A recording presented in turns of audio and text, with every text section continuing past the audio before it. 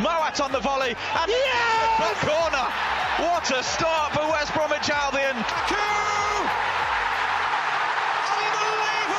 West Bromwich Albion have ruined his big day. Line again, and it's Adam Wingy who gets the final touch, and West Bromwich Albion now have a 2-goal cushion. The Baggies Podcast, giving you the latest news, views and opinions on all things Albion.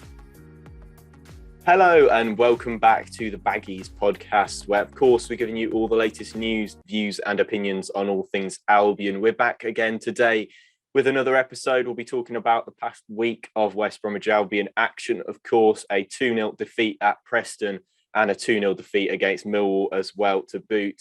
We'll also be chatting a little bit about the bigger picture at the club, obviously. Not in a great state at the moment, with lots of tension among the fan base and at the club. So we're chatting about the bigger picture as well, and also a little bit of deadline date at the end. Of course, if Albion are to make any business before the window slams shut. But for today's episode, I'm joined by the fantastic Tom from Baggies Bulletin. Tom, how are you doing, mate? Welcome back to the show. You're too kind, mate. Yeah, thanks for having me. I just said, but I always enjoy coming on and chatting to you. So, thanks for inviting me on once again. Absolute pleasure to have you back, mate. Obviously, you do an Instagram page called Baggies Bulletin. If obviously this is your third appearance on the show, if the listeners don't know what that is, do you mind telling them a little bit about what you do on there and where they can find you? Yeah, no worries, mate. So currently just operating through Instagram at this moment in time, and it's a bit of everything really. It's tried to keep on top of news and rumours, etc. But the aim is more of a fan's take on things. So I do preview videos and review videos, and sometimes I'll, record myself watching games, reaction vids and stuff like that, and get people involved every now and again. So it's more of a fan's take on all things West Brom ultimately. So. Yeah, absolutely. And Instagram, your link will be in the description, Tom. So if the listeners obviously fancy hearing a bit more of your thoughts, there are videos, posts, and all sorts about your thoughts on the and your take on things. So make sure you go and check out Tom's page down in the description, because it's definitely worth a follow and keeping up to date with all things Albion over there. But Tom, it's not been a nice week for Albion at all, has it? It's started well, I suppose this time last week I was recording a nice episode with Matt from West Brom Report, and we were sat here chatting through a nice, well, maybe not the best performance, but a nice 3-0 victory against Peterborough. Obviously, 3 goals at a home game is not something we'd seen since Bristol City, so that was something that we were quite excited about. But boom, Preston hit us, and what a performance that was from Albion's players. And Tom, I suppose I'll start with just what did you make of the game? It was pretty dire, really, wasn't it? It was, mate. There's not much else you can say about it, is there? It's one of the worst performances I've seen for some time, at least. Going back through the kind of memory archives, I struggle to think of a performance as bad as that. It was so poor, and like you said, it was so disappointing. I know we were playing Peterborough, who are struggling down bottom end of the table, but like you said, there were some signs of life, weren't there? Especially towards the end of the game, where we obviously scored the 3 goals, and we the fans were all obviously hoping and urging us to push on from that. And I was naive enough to think that we would go and do that. Before the Preston game, I think I'd gone for a 2-1 win. I'd said it'd be a strongly contested match. Preston have definitely turned a corner of late since the new manager Ryan Lowe come in. So I thought it was going to be a difficult game, but I was confident that we could push on from Peterborough. But how wrong I was, mate. It was awful, wasn't it? Yeah, I was in the same boat. I was actually really excited for the Preston game. I don't know why. I saw from that last 15 minutes, I saw a side that were really playing for the manager. Even though the first goal was really scrappy, what came after that was, I think, full of effort and full of enthusiasm from the players. And I mean, that might have been because Peterborough obviously opened themselves up because, they needed a goal. But, I saw a team there that was really, really sticking about. And, to go from that to what we saw on Wednesday night was a complete transformation. A side that was from what I saw against Peterborough in those last final stages that were really digging in to get a win. And from what I saw against Preston throughout the game, from minute 1 to minute 90, there really wasn't a lot to shout about. Obviously, the first thing we heard about that game coming into the build-up really was that Sam Johnstone wasn't in the side. A reported, I'll say, row with Valérien Ismaël, as he was reportedly unhappy because David Button was going to keep his place ahead of him following Johnstone's return from suspension. What did you make of that, Tom? Because that's a big player missing from the side. Really, you the only England international in the division being left out completely following his suspension. Yes, mate. Well, yeah, probably similar to yourself. I was probably on my way to the ground when I found out that he wasn't involved, and you instantly think, well, transfer window, he's out of contract at the end of the season. My initial thought was that maybe someone's come in for him last minute. His head's not in the right place, something like that, potentially.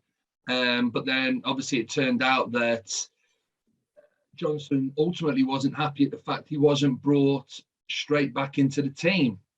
Now, I think he's got, he makes a valid point, to be fair, because you've discussed it on your podcast many a time, and the same goes for me. And there's been times throughout the season where Ismaël, he's brought players straight back in, hasn't he? Even when the people that have filled gaps and replaced them have done particularly well.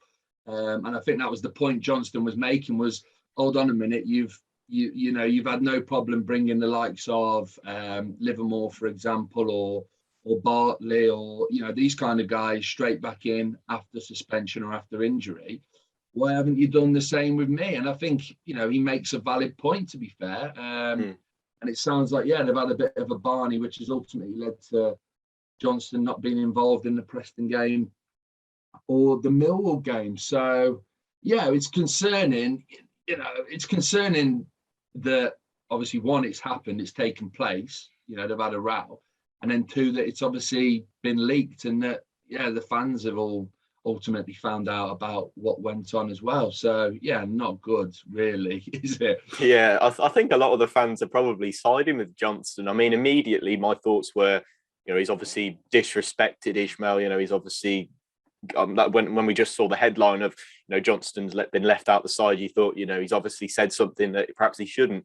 But he does make, as you said, he makes a very valid point. Val has brought in players from suspensions straight back in when potentially their replacement has played a lot better than perhaps they have over the past few games before their suspension. I mean, the Furlong one's a big one for me. He got sent off against Fulham, didn't he? And he came back into the side, I think, and Gardner Hickman had played really well in his place over the next few games. I think that might have been the last time you were on, actually, Tom, back in November, I think. Well, even in the game even in that game against Preston, he brought Mowat back in straight away, when Reach, I thought, had played quite well alongside Livermore in the game against Peterborough. So that's his argument right there, isn't it? Well, you brought Alex Mowat straight back in for tonight's game when people that have filled in have played, they've done okay. Why aren't I coming into the team for tonight's game? So, I'm with him 100%. It's because of how Val's acted in the past. He's created that situation. And like you said, Johnston's got a valid point. So yeah, he's obviously shown a lot of inconsistency there in his decision making. I don't mind if he makes the same decision constantly. So he says, right, nobody comes straight back into the side if that player in their place has played well. But he's sort of essentially said it's one rule for everybody else to come back in. And then, Sam, obviously, maybe his red card was a little more stupid than perhaps others. Obviously, I can't remember what I think Bartley's was. A couple of yellow. The yellow card limit. Obviously, as a physical play, that you can't really get away from that sometimes. But Johnstone obviously getting in a scuffle that really wasn't necessary. But then again, Mowat's was particularly stupid as well. Let's not take. Dismiss that, because that really did let us down in that Cardiff game, and obviously popped straight back in for the Preston game. And I can understand why Sam wasn't happy about it. But obviously he's apparently, what Ishmael said, he's due to come straight back in for the Sheffield game. His punishment was not to play during those 2 games. I'm not sure he'll feel particularly punished by not playing in either of these games. But yeah, Tom, just a final word on Preston. Obviously, not really good enough, but the atmosphere at the Hawthorns obviously were there as well as myself. It was a horrible place to be really for that game. I mean, lots of I think the Slaven Bilic chants were going around the ground during that game, if I remember rightly. It just wasn't a nice atmosphere really at the Hawthorns. No, mate, it was. I've said this in some of my videos that I've done. In that I don't personally boo myself, but I felt the performance against Preston on Wednesday night, the boos were justified in my opinion. But for me, I think just booing alone gets a message across, doesn't it? That it's not good enough. Blair and Ismail can quite clearly hear the boos from the sideline. It doesn't. I just felt it got taken up a notch, and it just wasn't necessary, and it just got a bit personal. And I was sat there and I just felt uncomfortable with it all, to be honest. I don't know about yourself, but it wasn't nice, and I've never experienced that, to be honest. There's been managers in the past where there's been boos and there's been maybe a few murmurings from people, etc., having a bit of a rant, but I've never experienced like collectively or the large proportion of the crowd turning on a manager as they did on Wednesday night. And it didn't sit well with me, to be honest. And to a point where I left early, mate, I just felt like we weren't getting anything from the game. It was clearly evident. We put in this terrible performance, no effort, no creativity, absolutely nothing. But then, once all that started, I just thought, you know what, I don't want to sit here and listen to this. So I'm going to beat the traffic and go, mate. So I did. So it was horrible, mate. It was horrible. I didn't like it one bit whatsoever. I think you'd have probably been better to beat the traffic if you left at the end of the game, to be honest, Tom. I think after that second goal, I think half the stadium had emptied, and you'd have probably been better waiting on till 90 minutes. I normally stay until essentially like a couple of minutes before the final whistle, literally just to beat the rush of leaving the ground. But I think I left about 80 between 80 and 85 minutes. It was it was not a nice place to be. I mean, I do agree. It did get a little bit personal. I mean, I'm first, I like to sit there in the stands, and I'm quite. I say not overly vocal. I'm never sat there giving the players a load of stick, but I'm sat there chatting with people around me about what's going on and giving opinions and stuff. But I felt I couldn't do that on Wednesday night. I felt like it was just not the place for it. Everyone was in such a you felt that there was going to be arguments and fights breaking out amongst Albion fans.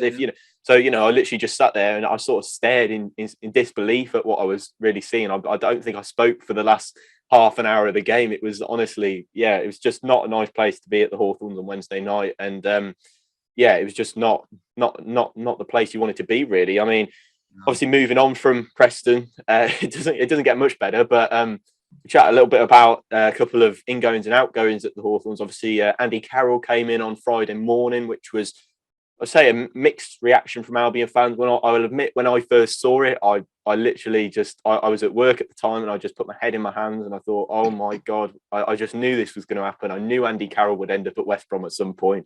And he did indeed. Tom, what did you make of the move? Obviously, a 6-month contract. Obviously, not going to be on a lot of money as well after his £1,000 a week contract at Reading. What did you make of the move of Andy Carroll to West Brom? Well, I predicted it, mate. I'm not kind of blowing my own trumpet or anything here, but I was speaking to a chap who I talk Albion about, and I said it's going to be Andy Carroll, isn't it? Because it just makes sense, doesn't it? For given the circumstances, it makes sense in that obviously DK was the man to come in and sort out all our problems. The club spent a lot of money on him, and he's obviously got injured, unfortunately. So they needed someone to come in who was available, who was match ready, ready to be slotted straight into the mix, whether that was on the bench or right into the first team. And then, like you said, someone who wasn't going to cost the earth either, someone we could bring in relatively cheap. And he just ticked all those boxes, didn't he, to be honest? So, yeah, I wasn't surprised when it was announced, because I thought, yeah, out of the strikers that were available, yeah, he probably ticked all the boxes, to be honest. Other than us obviously splashing the cash and bringing someone else in, but we knew that was never going to happen. So yeah, I wasn't surprised. And like you said, look, it's an odd one with Carroll, isn't it? I saw it and I probably had a bit of a chuckle. And like you said, it was a real mixed reception from the Albion fans. But I felt a bit sorry for him over the course of his career, because he's obviously a talented player in there, isn't he? You just got to look at some of the goals he scored throughout his career. But he's obviously had lots of issues with injuries. His big move to Liverpool never really worked out, did it? And yeah, his career's just been on a bit of a decline. But yeah, I think he can, I'm not too fussed about him coming into the squad, to be honest with you. If we can keep him fit, he proved at Reading the kind of 8 or 9, I think it was maybe about 8-9 games he played for Reading, scored a couple of goals. And from what I've seen on social media from Reading fans, that he put in plenty of effort and he did well for him. So I'm not too fussed, to be honest with it. I think it's probably, given the circumstances, a half decent addition. Yeah, I must admit, once I had a little bit of time to just sort of think it through, I wasn't too opposed to it. I thought my first glance when I saw that John Percy from the Telegraph had tweeted, I just thought, oh dear, that is desperate. But then again, I thought about it a little bit more and thought we probably are desperate in that forward department, especially if Hugill has now left the club. We needed a striker, and he could do it. Andy Carroll, I thought, was one of, as we'll get onto it, I thought he was one of the bright spark really for Albion yesterday. And there weren't very many of those. Don't worry. But yeah, I thought it was a good move. Obviously not on a lot of money, but we'll still obviously give you 100%. He's a fighter, and he will try and play for you. But obviously just wants to play football. If you consider how much money he's on, so he's got that attitude that I think he needs and that we need at the moment. And hopefully that means that Carroll can come in. But obviously Jordan Hugill out the door, I think, is another interesting move. And I think a welcome one from most Albion fans, judging by the Twitter responses to the Albion post. Tom, are you pleased to see him go back to Norwich? I'm not pleased to see the guy leave. I think some of the reaction from our fan base in him going, again, has just been out of order, to be honest with you. There's just no need for it whatsoever. The guy, I don't think anyone can question the guy's effort whenever I've seen him play. I don't think I've ever thought, he's not given his all. He's always put in maximum effort, but it's obviously just not happened for him in front of goal. He's missed some big chances for us, hasn't he? When he has played, and yeah, it makes sense. He had his chance. I felt like he was getting plenty of game time, wasn't he? Kind of earlier on in the season, but like I said, he just wasn't doing it for us. One, in front of goal, and also in terms of holding the ball up, bringing others into play, which was probably the main reason he was brought in to do that job. Even in doing that, he wasn't being very effective. He wasn't performing. So, yeah, I think it makes sense for everyone involved, doesn't it, to obviously get him off our wage bill. And for the player himself, he wants to go somewhere where he's going to be getting more game time, but also where the fans just aren't constantly berating him. I'm not, obviously not all Albion fans are doing that. I certainly haven't been. And I know yourself, you haven't been, but he's been getting some unnecessary stick. Again, it's been personal at times. So yeah, he's probably glad to see the back of the club, to be honest with you, mate. So yeah, it's a real shame because, I think this happens a lot with some of the players. We're trying to sort of slap an ability or a particular trait on a player that just isn't there. And for Hugill, I think it was clinical goal scorer. I think if anybody looked at his record, he's never scored those goals for fun in the Championship. He was brought in, as you said, to hold the ball up, link up play. Yes, he was. I don't think he was particularly fantastic at that. I could see the effort. I could see the effort was there with him. I could see he was obviously willing to give 100%. He just wasn't, perhaps, it obviously isn't the quality player that we perhaps needed in that forward area. But as you said, the personal, the celebrations after he's gone is a little over the top. I think, obviously it's good that he's obviously gone back to Norwich, because he wasn't going to get any more game time, I don't think, at all for us. And I think that's only right that we get him off the wage bill. But yeah, I think some of the flack that he's got off the fans is a bit over the top, because let's face it, he's a guy who did try whilst he was playing for us, and that's probably a lot more that can be said for some players perhaps over the past few weeks. I think he doesn't deserve the stick that he's got, but ultimately hasn't provided the quality that Albion needed, and hasn't provided the goals. But I don't think he was ever going to provide more than 5 really for us in that between probably 5 and 10 throughout the season. I think that obviously he has underperformed, but he certainly wasn't going to be the Daryl DK that we needed up front. But obviously he's gone back to Norwich now, and he's obviously looking for a different loan move. But we'll see what happens with that. But Tom, on to Millwall. It doesn't get any easier for us, I don't think, to chat about that game. But it wasn't really very, very any different really for Albion. I do feel for those who apart from those who were causing a bit of trouble by the looks of things at the end of the game, I do feel that for those who made the distant journey to the Den to watch us play, it wasn't pretty, was it, Tom? It was another pretty awful performance. Yes, mate. Well, look, I'll say first of all, I didn't go to the game, and I couldn't get a feed, to be honest. Online, I was struggling to find a live feed, so I was just listening to the radio, and I was, on my phone looking at the Express and Star, Birmingham Mail updates and so on. But yeah, you're right. From everything that I was looking at and listening to, it just sounded like a carbon copy of the Preston game in midweek. It sounded like we started the game quite brightly.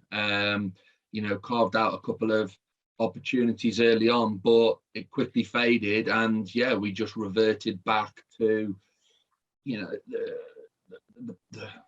incredibly poor performance like we did against Preston. The biggest concern for me in the last 2 games has been it's just been like the effort levels. Like I've never under Val, there's obviously been this issue in terms of quality up top. We've been struggling to score goals, struggling to create real clear-cut, genuine chances. That's been there for some time now. But I've never felt there's been an issue in terms of the players putting in efforts, giving it their all. Maybe there's been times where certain players haven't, but as a collective, I feel I'll come away from Orphans thinking, well, the effort's there, the effort levels are there, they're running, they're putting in the maximum effort, and they're coming off that pitch knackered. And that's one thing I've felt, I haven't been able to question. But these last 2 games, I've just got this sense like the players are just almost down tools. They haven't been even hitting those, like I said, those effort levels, in terms of running, in terms of closing people down and just kind of running into the ground. That's just been completely void of in these last 2 games, which just, that was the only thing that was there really, wasn't it? And that's gone. So that's been the biggest concern for me. I almost feel like, the players, or the vast majority of the players, have almost down tools. That's how I currently feel. I don't know about yourself, but yeah, I agree. I think they have, and I think that's pretty shocking and a little bit unprofessional from them to sort of just completely stop, because you saw in that Preston game there wasn't any urgency really. You kind of just got let yourselves roll over against Preston. It was kind of the same against Millwall. You felt a goal was coming for them, especially in that second half. But and you knew that when that goal went in, it could end up being more than one. I thought it could end up being 3-0 or 4-0 potentially. It would have been an embarrassing scoreline, but yeah, it was. Ishmael, I think he struggles with, he has struggled to get to change his tactics. Obviously, he struggled to adapt. He struggled to flex, be flexible really in his tactical approach. But I don't think there's any excuse for the players almost just dropping the performances or the running, the effort at the drop of a hat. Really, it's not on. And that this could be, if Ishmael is to go, this could be the the third manager that sometimes even the sixth manager that some of these players have seen off. There's between three. This could be for some the first, but obviously some the third manager, and some that the sixth manager that they've seen off, which is ridiculous. Really, it's not right that they down tools, and it's not right that they've stopped playing. But obviously, they're not the only ones to blame. But you've got to keep that effort up even when things aren't going well. Because if we can see effort, obviously the performances, nobody's going to stick towards the players, because if we can see they're trying, then they're obviously not being put in the right place to put the right performances in. But that effort hasn't been there, and it's been worrying. But there was no hunger from them, and rightly so. The fans were giving them as well as Ishmael stick at the end of the game, Tom. Yeah, I think you're spot on, mate. I think, and that's probably why I think the tension and the toxicity from the fans has been elevated in a sense, is that I think because the fans have seen the players, like I said, almost down tools and putting two horrific performances. That's what's created this, the anger among the fans, is because they're not just angry at Ismail and his tactics and his ridiculous stubbornness to change things and change personnel, etc. It's then they've seen the players almost say, "Oh, you know what? I can't be bothered anymore." And like you said, it's unacceptable, because, like you said, at the end of the day, these guys are getting paid an absolute fortune, and the bare minimum as fans you expect from is just run themselves into the ground, and try their best. And I don't care what anyone says. As fans, you can clearly see when they're not doing that, and they haven't been doing that in the last two games. But yeah, I just, with Val, I do feel like, I've given him a fair chance. I won't have anyone say otherwise. But I just, the game yesterday, I was just completely stunned at the fact that, we lost that game against Preston, performed so badly, and he himself then come out afterwards and said, it wasn't good enough, terrible performance, I couldn't get to sleep, blah, blah, blah, blah, blah. And then you've gone and done exactly the same thing in the next game 2 days later against Millwall. This, it's just undefendable. And this is ultimately where he's lost me now, in terms of,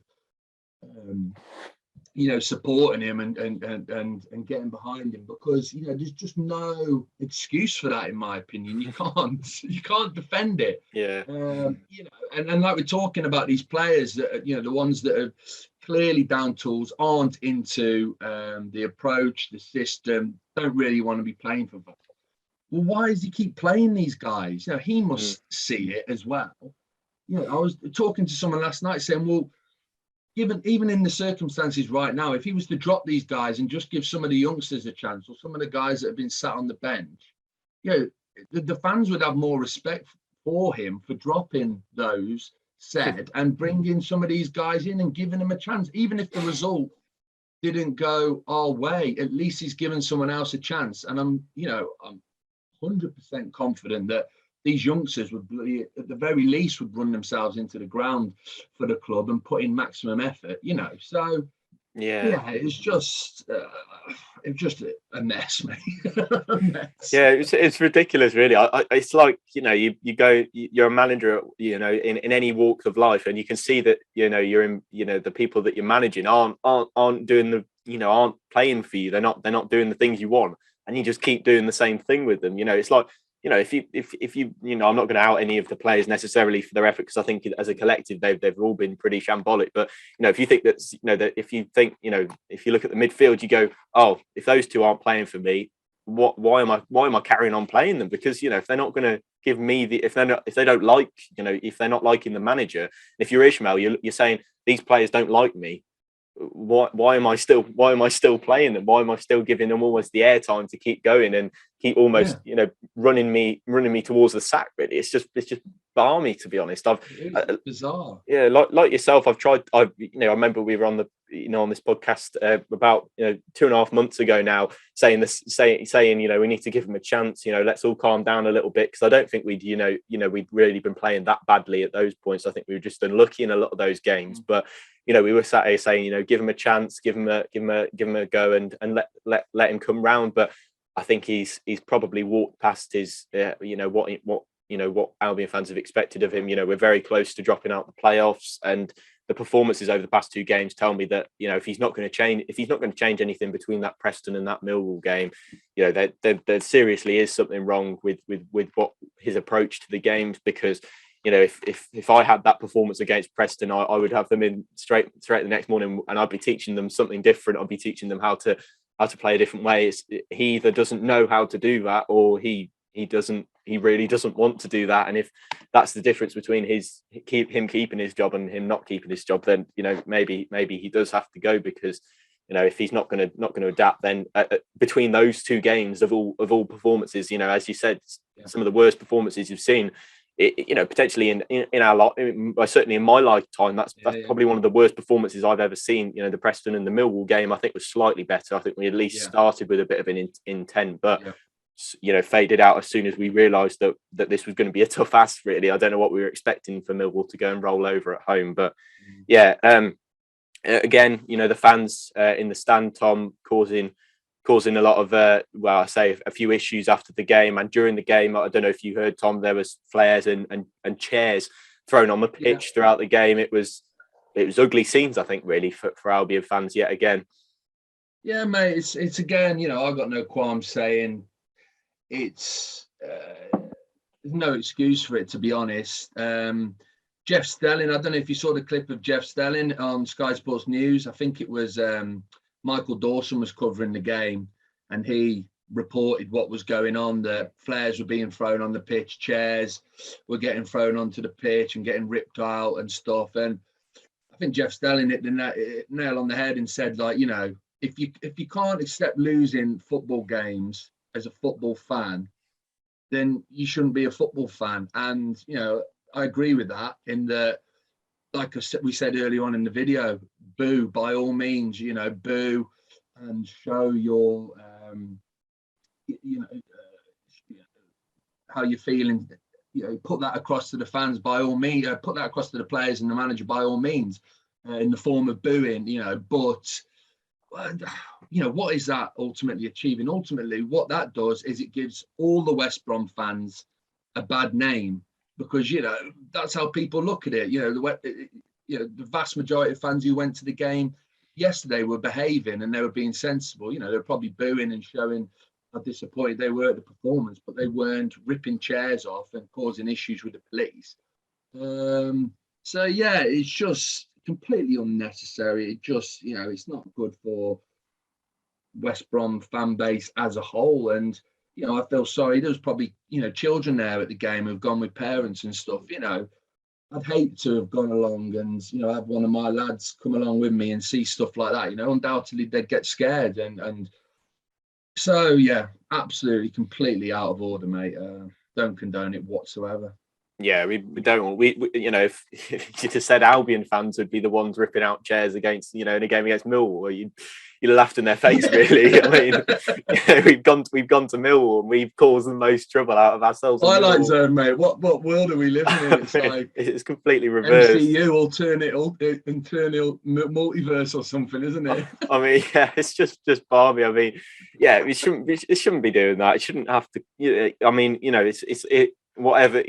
I know I've seen a few tweets saying it's just a game and stuff like that, and I know that's probably a cheap statement to throw out, but in the end, it is just it is a game of football. But obviously, that it is a lot more to everybody, really. But let's make, hopefully that doesn't have to happen again, because no matter how you feel about the managers, the players, the board, there's no need to essentially vandalise a stadium because of that.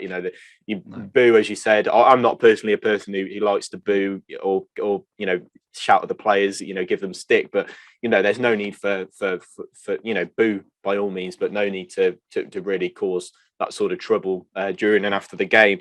If we chat really about that, that Millwall game, it was, on the whole, it was pretty awful. But my thoughts, as I think I said on Twitter yesterday, it was, essentially the tactics were, I said that Valérien Ismaël went into that game basically thinking, how would Millwall like us to play? And we essentially just followed on and did what Millwall wanted us to do, because it's essentially, I thought it was Millwall versus Millwall at times, really, throughout the game. And obviously Millwall are better as playing as Millwall than West Brom are. It was it was just, the same old really performance, to sum it up, Tom. Well, you just think if you were Gary Rowett, Millwall manager, yeah, you'd watched us against Preston and you'd seen how comfortably Preston beat us. And you'd seen obviously the way we'd lined up, the formation, who'd played, etc. The way you're going to be approaching the game on Saturday is, okay, well, we've just got to try and replicate what Preston did to try and get a result, and hope that West Brom play the same formation, the same players. So yeah, I can imagine, the glee in Gary Rowett when he saw that he played exactly the same team. 15 minutes into the game, we're approaching it exactly the same as we had against Preston in midweek. He probably thought all these Christmases had come at once, especially considering they haven't won a game all season. So this is the point, isn't it? It must be so easy for teams playing against us at this moment in time because we don't adapt, we don't change anything. So they're comfortable in the knowledge that doing their research prior to the game. Well, this is how West Brom are going to set up. This is who they're going to play. This is what we need to do because this is how this team beat them, and this is how this team got a point out of them. And it must be so easy, mustn't it? For all the managers preparing to play against us. I think I said to the guys who sit behind me before the Peterborough game, I think I was saying to them, Darren Ferguson must have had, the easiest, well, maybe not the easiest job in the end because we did beat them, but, the scouting mission for him must have basically been, he went to his scouts and gone, how West Brom playing? Obviously, they'll have changed things since we last played them, and they'll have probably gone, no, mate, Darren, just play the same as you did, and you're likely to get a point. Obviously, they didn't get a point, so I was wrong at that point, but I was wrong with that. But that must be so easy for the scouting team to essentially just watch West Brom's game, and then obviously you're playing reverse fixtures now, so you've got Millwall, who we drew 1-1 with last time. They've basically gone to their scouts. How do they play? Is it different from last time? No, just do exactly the same thing. You'll get a point or more against them. So yeah, it must be so easy. Obviously, Val's comments after the game were he vowed to fight on. He vowed to keep battling, and I think he blamed a bit of fatigue for the players. I'm not sure where this fatigue may have come from. I'm not sure how they would be fatigued after what they've produced, but. His comments were that he wants to keep going and wants to keep fighting for us. What are your thoughts on that, Tom? But he's going to say that, isn't he? First and foremost, he's not going to, he's going to hold on for as long as possible. No manager walks these days, do they? Because of the lucrative contracts that they're tied to. So. I like we've said earlier on in the video, I feel like I've given him a fair crack at the whip in that he was getting stick early doors from quite a large proportion of our fan base, and I tried to get behind him and give him the benefit of the doubt. I can't see at this moment in time any way back for him. He's lost what? It's got to be 95% of the fan base, hasn't he? And I just can't. It's going to be a miracle for him to get any of those fans back on board, because, like I said in my video before the game, it's not just about us picking up wins now. It's more than that. It's about seeing an improvement on the pitch as well. Aesthetically, we want to see better football being played, being produced. Something that excites us a little bit as well. I just can't see it happening. It can't see it happening whatsoever. We might start scraping a few results again, but there's not going to be a turnaround in terms of the quality on the pitch. So, for that reason, I just cannot see how he continue. But it's this issue with the contract, isn't it? It's what we were having a little chat about before. It's, is this the reason why he hasn't gone yet? Because Lai sacked head coaches for a lot less, hasn't he, in the past? So you're thinking, well, why hasn't he done it? Why hasn't he done it yet? And the only explanation for that is the 4-year contract he signed, in that, is it just, does he just not want to pay out on that 4-year contract? Are there no clauses in there, etc., that allow him to terminate the contract and not get hit too heavily in terms of, compensation? I just don't know. But I personally, there's no, Val's gone past the point of no return for me. And for that reason alone, you just can't stay in charge. That's my opinion anyway, mate. Yeah, I think it would cost the club, unless they, as you said, they'd be silly not to do that with any manager, no matter how, even if it was Pep Guardiola managing Albion, they'd be stupid not to put clauses in that say, if you're not achieving, or you're at this point in the season, we can sack you for nothing. It wouldn't matter who's managing. They'd be really silly not to put something like that. But then again, our club have made several silly decisions. So you wouldn't be surprise you if they haven't put any clauses in. But for me, he's I hate calling for a manager to be sacked. I feel like it's a really, there's always more to it than a manager. But I think he's, as you said, he's past the point of no return. Really, I think he's continued to do the same thing, and it's not working. And even at his, after probably his darkest day as Albion manager at Preston, he still continued with the same thing, which for me shows that he's never going to change it. I mean, I genuinely had myself convinced that he might change the formation before that Millwall game, and he didn't. So it's not all about the formation, really. It's all about, how the team plays inside it. And they played exactly the same as they did against Preston, with the exception of probably 20-25 minutes of battling at the start of the game. But yeah, for me, I think it's probably time for him now. But if he's not going to be sacked in this 11-day window, then I don't think he probably will before the end of the season. I think that they can, if he's not, maybe the international break, there's one of those coming up in March. But I think they can, if he's not going to be sacked now, when, unless it's the end of the season, when is he actually going to go? Because I'd love to see him.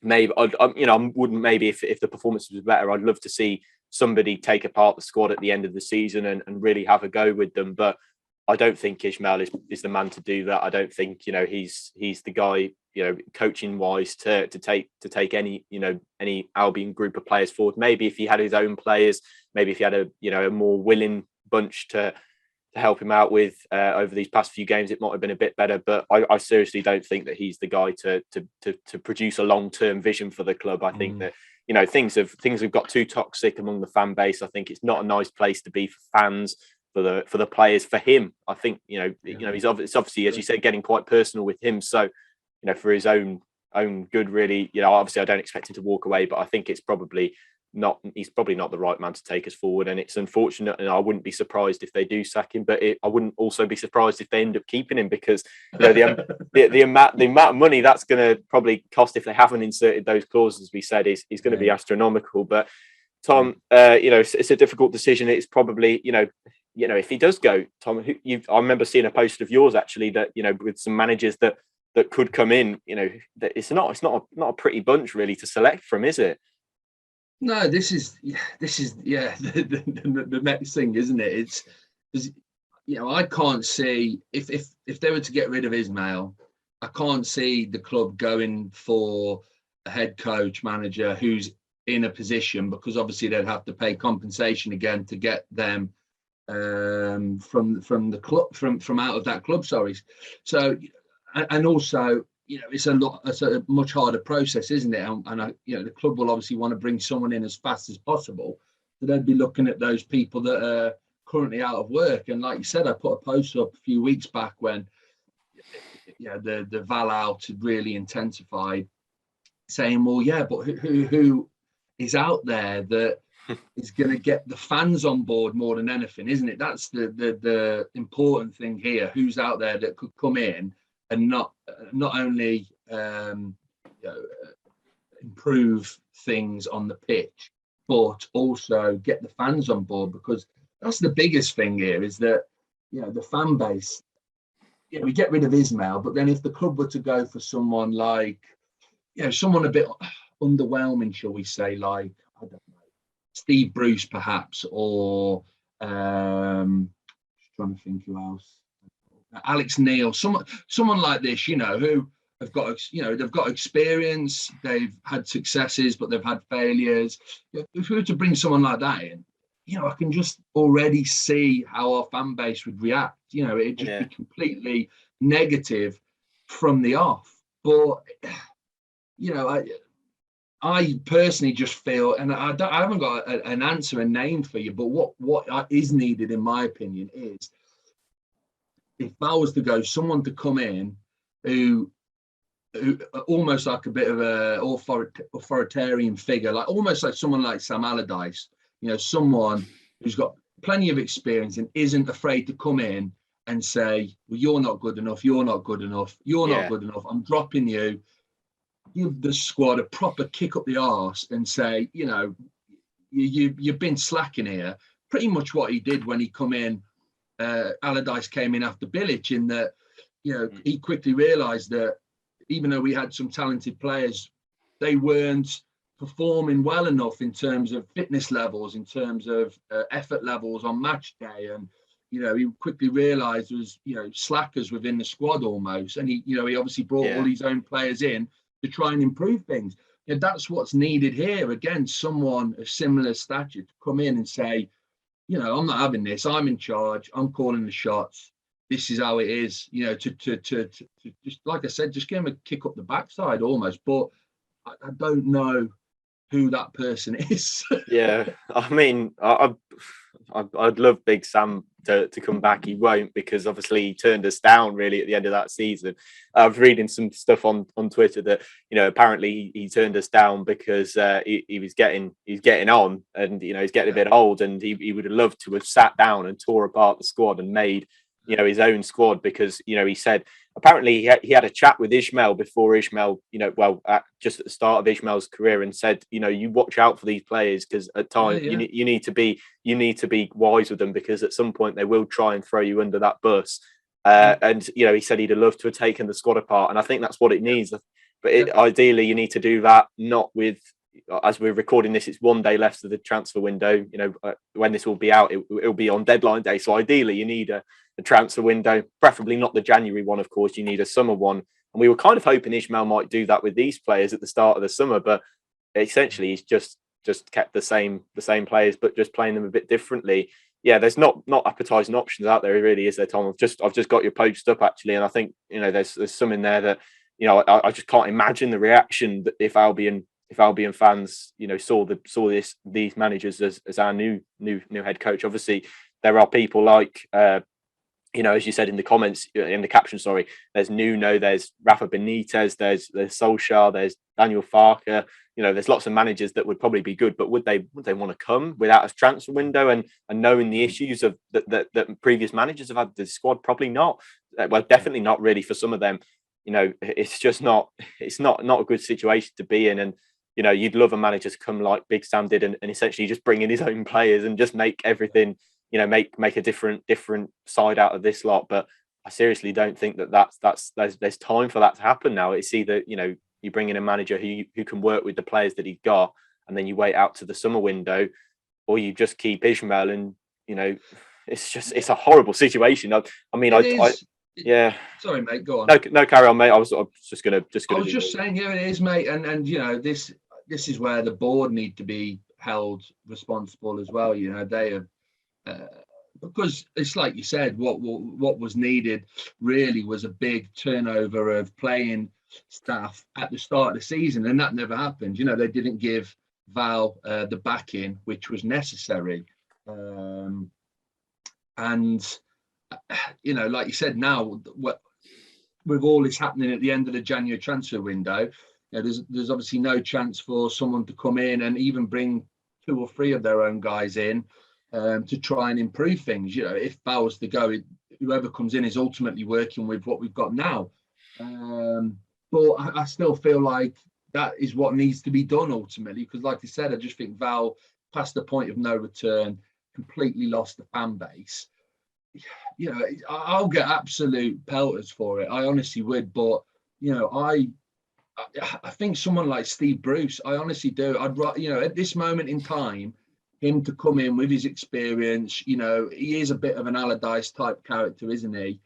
I don't think he'd be afraid to give the squad a kick up the backside and root out who are the troublemakers and the shirkers, so to speak, and start playing those he knows will give maximum effort, and he'd get us organised as well. I think, I think we'd see an improvement, but it's just not a sexy appointment, isn't it? No. It's just not. It's just, it's just one of those appointments you can just guarantee 70% of our fans would be kicking off moaning about, oh, bloody Steve Bruce, ex-Villa, and you just know how it's going to go already. So, but again, like you said, mate, it's just a horrible situation ultimately.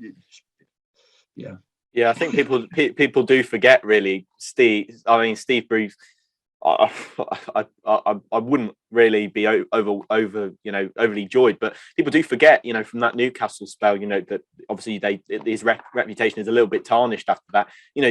People do forget that there are 4 or 5 promotions under his belt from the Championship, so wouldn't necessarily be the worst option at all. So yeah, although that name is not a sexy name, as you said, and Steve Bruce is not quite the tiki-taka football manager that we perhaps want. He is a man that gets the job done, and it wouldn't be the end of the world. But then again, I think the options are so limited that you have to look at somebody like Steve Bruce, and you might have to bring somebody like that in just to essentially root out, like Allardyce did. You'd love Big Sam back probably to do the same thing as he did when he joined, but time's running out of this window to do such a thing. So he'd end up playing academy players. He wouldn't have the time to get in your Kushlus on loan, the Maitland-Niles and that sort of thing in on loan. It just wouldn't happen, really. No.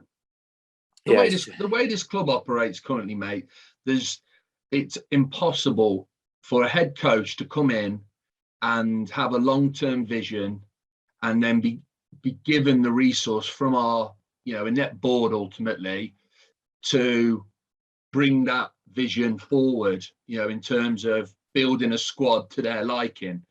It's never going to happen. It's never going to happen. And we as fans need to accept that with Lion Charge, even though that's what we want as fans, we want someone to come in, have a long-term vision, be able to improve things, in the immediate future, obviously, but have a long-term vision and build something. That's what we all want. It's never going to happen with these guys in charge. And ultimately, if we want to succeed in the immediate future, what we need is someone like an Allardyce, someone like a Bruce, because they're capable of coming in and working with what's given to them and getting an instant response and getting things organised instantly from the players that they inherit. And that's what I think as fans we have to accept ultimately, because I was talking to someone quickly, I don't want to go on. Obviously, I was talking to someone yesterday, and we were talking about someone like Michael Carrick, for example. Obviously, you look at what Steven Gerrard's done. He went to Rangers and did a fantastic job at Rangers to come to Aston Villa. I know, obviously, he's had some money to spend at Villa, but in theory, that's what I'd love. To give someone like Michael Carrick a chance, come in. Young head coach. He's obviously worked with some of the best managers and coaches in the world. Obviously wants to make a name for himself. He's got a bit of a vision, bit of a plan, wants to play football the right way. That would be absolutely fantastic. I'd absolutely love that. But, it's with the people we've got in charge, it's never going to happen. Someone like that isn't going to succeed unless they are backed by the board and given funds and money to bring in their own players, and that's not going to happen with our board. So we are where we're at, and I think a lot of our fans need to accept that when bringing in a new manager, which I think is going to be happening sooner rather than later. So it does essentially. I agree. What you're saying is you can bring whatever manager you want, it will still with the same crop of players will still end up having probably the same results. So they're not going to be backed. They're not going to be able to bring in the signings they want. You'd love a long-term plan, and you'd love a proper one, really. Obviously, Ishmael's probably not the guy to do that, as we've discussed, but you'd love, somebody with a nice footballing philosophy, who plays a nice bit of football to come in, ideally, in the summer just gone, and just sort of take us, into his stride and bring somebody in to do that, and, potentially, let some of the players go, but also bring in some good names as well. But essentially, they won't be back for that. So, why would they obviously they could they'll do their research before potentially opening talks with us, and essentially these last 3 managers haven't really had the maybe wouldn't include Bilic in that because he did get the guys he wanted in the end. But Allardyce wasn't backed, and Ishmael certainly hasn't been. Maybe he hasn't shown enough to deserve the backing, but you'd love to see a manager come in and bring a long-term vision. But it just can't happen really the way we are. We need firefighting, but this time we're in the Championship, which is the most amazing thing. We need a firefighter to come in, but we're actually we should be fighting for top two promotion spots. But Tom, before we sort of round things off today, this episode will be coming out on deadline day. Obviously, with Hugo gone, maybe that frees up a little bit of budget. Is there anybody you'd like to, or any positions you'd like to see us be strengthened in before the window slams shut? Yeah, I've been kind of harping on the last few weeks that we need at least another central midfielder being brought in. I think it's been a major cause of concern for some time now. Just how short we are on options in central midfield, and just we just haven't got the players, Val, and his approach and his system and how he likes, what he wants. From his central midfielders. We haven't got the players that can fulfil that role. So we needed DK, 100%.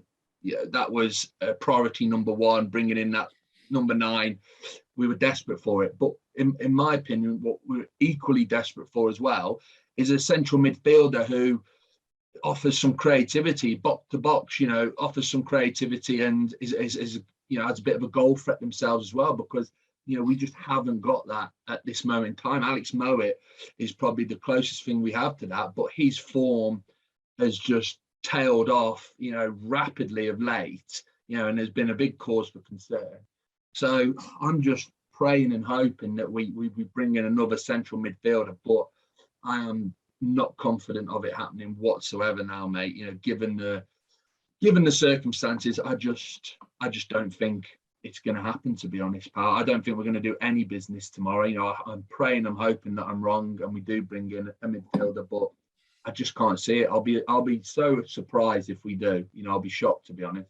Yeah, it doesn't look like we'll do any more business apart from maybe a couple of outgoing loans. Obviously, Alex Palmer's been heavily talked about with a move to Luton. That would obviously be good for him, and hopefully he can get some game time there. But for incomings, I'd love to see a flair player. I'd love to see a nice midfielder who's got a bit of attacking intent. But ideally, does a midfield with a lot of attacking intent fit a system with Ishmael? Probably doesn't, to be honest. So he probably doesn't see it as his priority because he probably thinks you're not going to play. So yeah, but it's obviously in need of midfield reinforcement, somebody with a bit of an eye for a pass. But I'm sure there's somebody available on loan in the Premier League. I couldn't exactly tell you who, but surely there is. But I don't think he sees that as top of his list, to be honest. I think DK was the big void, and obviously we filled that. It's unlucky with the injury and it's unfortunate, but it's not looking good for deadline day, and I think it will probably be a quiet one for Albion, and that's unfortunate, really. But I think we'll round off on that note, Tom. But it's not been a nice episode to listen to, and it's been a nice therapy session for myself and Tom, really, to be honest, to get to talk it out. But Tom, massive thank you for coming on. Just remind people where they can find your page and what at it is, so they can go, and obviously there'll be links in the description, but it's just a little plug for your page, and so they can go and check it out. Yes, mate. So it's basically just at this moment in time, I'm just operating through Instagram. So it's at Baggies Bulletin on Instagram. So it'd be absolutely fantastic if you would come and give me a follow, and hopefully you like the content that I put up on there. Yeah, absolutely. Well, Tom, a massive thank you for coming on, and a pleasure having you on again. It's been nice to chat to you, and thank you very much for coming on. Yeah, thanks for having me on, mate. I've enjoyed it. Thank you. And thank you to you, listener, for listening along to our grumblings for the past hour or so. Please make sure you drop a subscription if you're new around here, and drop us a nice rating if you haven't already. And make sure you go and obviously drop a follow over to the Baggies Bulletin Instagram page. That does bring us to the end of this episode of the Baggies Podcast. We'll see you next week for another one, and we'll see you next time. Goodbye.